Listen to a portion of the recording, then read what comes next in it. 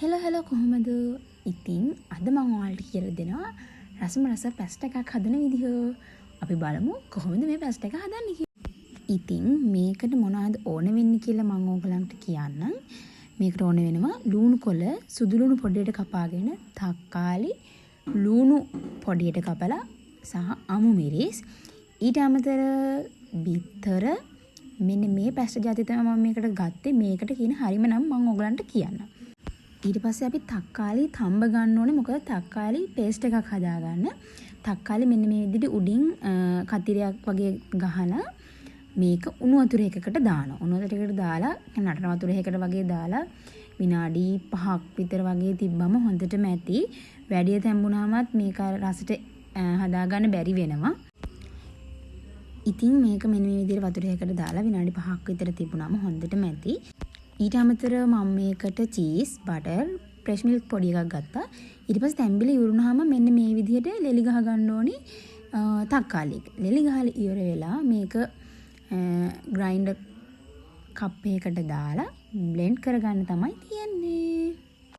Blend කරලා ඉවරුනහම මෙන්න මේ වගේ පේස්ට් එකක් එනවා. ඊට පස්සේ අපි තාච්චියක් නෑ මොකක් හරි භාජනයක් ලිපේ තියලා ඒකට බටර් දාගන්න ඕනි. බලන්න ළමයි පොඩි ඩිෂ් එඩිටින් එකක් වෙනවා මෙතන. මේ භාජනේ මම අද තමයි පාවිච්චි කරන්න ගත්තේ. ඒක රත් වෙලා වැඩි වුණා මගේ අතින්.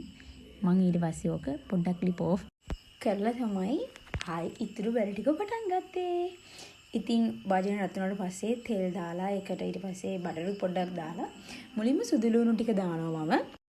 සුදු ලුණු ටික ෆ්‍රයි වීගෙන එනකොට මම මේකට දානවා ලුණුයි අමු මිරිසුයි මේ දෙක දාලා හොඳට ෆ්‍රයි කරගන්න ඕනේ. ඒ කියන්නේ මැල වෙන ගානට වගේ වෙන්න මේක ෆ්‍රයි කරගන්න ඕනේ. මේ වෙලාවේදී ඕගලන්ට හිතෙනවා නම් තෙල් හරි බටර් හරි මදි කියලා ඒක දාගන්න. මට මෙතෙන්දී හිතුණා තෙල් පොඩ්ඩක් මදි කියලා. ඒ නිසා මම තෙල් ටිකක් ඇඩ් කරගන්නවා.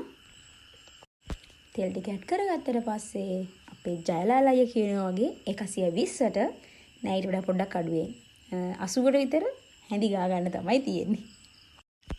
ඊට පස්සේ මම පොඩ්ඩක් මේක වහලා තියෙනවා විනාඩියක් විතර වගේ අර හුමාලි පිට වෙන්නේ නැති වෙන්න. එතකොට ඒකිනුත් එක තැම්බෙන නිසා. ඊට පස්සේ අපි මේකට දැන් තමයි මම බටර් දාගන්නේ. ළමයි ඔන්න බලන්නකො බටර් දාගන්න හැටි මම.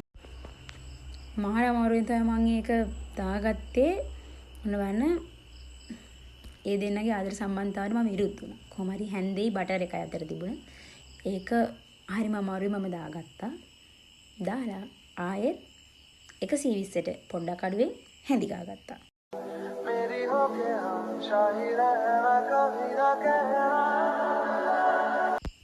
ඊට පස්සේ මේකට තක්කාලි පේස්ට් එක අර බ්ලෙන්ඩ් කරගත්තේ.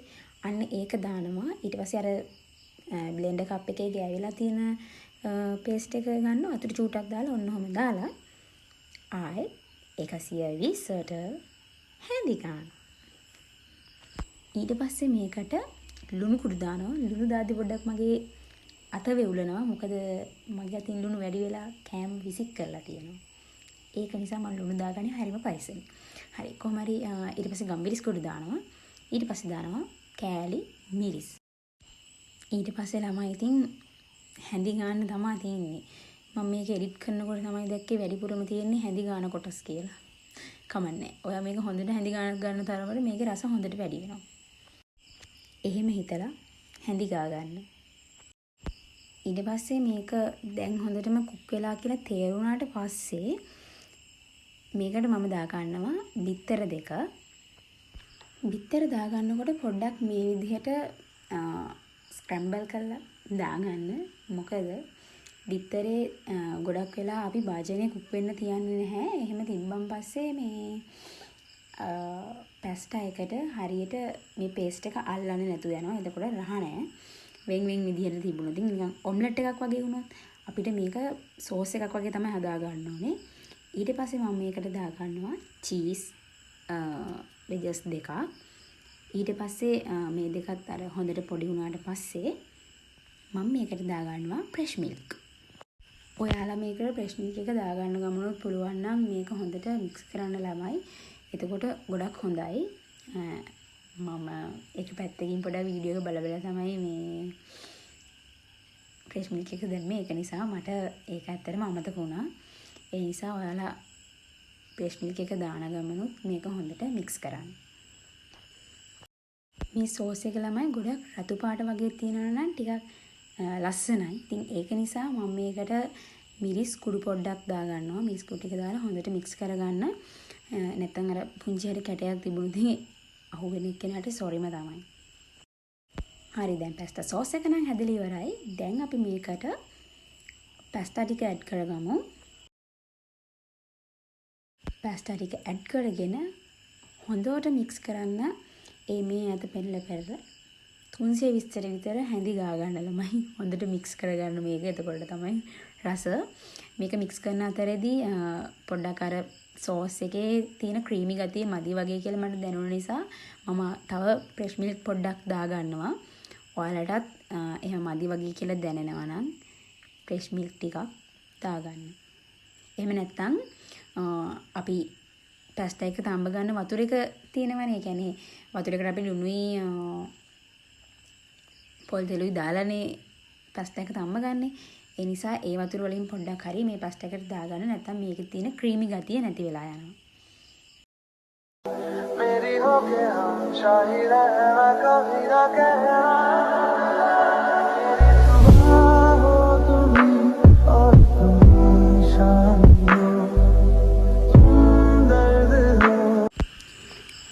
ඊට පස්සේ ලුණු පොඩ්ඩක් බලනවා. මොකද ලුණු මදි නම් මේක මේ වෙලාවේදී දාගන්න ඕන නිසා. ලුණු ගානට තිබුණ නිසා මම ලුණු කොළ දාගන්නවා. ලුණු කොළ මම හිතන් ඉඳියේ ඩ්‍රෙසින් එක විදිහට පාවිච්චි කරනවා කියලා. පස්සේ මට හිතුණා නෑ මේකට හොඳට මික්ස් කරනවා කියලා. ඇත්තටම එහෙම මික්ස් කරපු නිසා මාරම රසක් ආවා. මේ විදිහට ලුණු කොළ ටික දාලා හොඳට මික්ස් කරගන්න. මේක අත්‍යවශ්‍යම නෑ. මේක ඉතින් ඔයාගේ ක්‍රේවිං කනුව තමයි තීරණය වෙන්නේ. මට හිතුණ නිසා තමයි මම මේක දැම්මේ. මේක අත්‍යවශ්‍ය දෙයක් නෙමෙයි. තව මේක ඔයගලන්ට පුළුවන් මොසරෙල්ලා චීස්, චෙඩා චීස් ඕනම එකක් දාන චීස් ස්ලයිසර්ස් හරි. ඒකේ කිසිම ප්‍රශ්නයක් නැහැ. ඉතින් මට වැඩි චීස් කන්න බෑ. ඒක නිසා තමයි මම චීස් වෙජස් දෙකක් විතරක් දාගත්තේ. හරි. කෑම එක හදලා ඉවරයි. දැන් තියෙන්නේ රස බලන්න. ඉතින් මාව බලාගෙන ඉඳියට ඕගොල්ලන් හැමෝටම ගොඩාක් ස්තුතියි. ආයිත් අලුත් වීඩියෝ එකකින් හම්බ වෙනකන් පරිස්සමින් ඉන්න. ටටා බයි. සබ්ස්ක්‍රයිබ් කරන්න අමතක කරන්න එපා.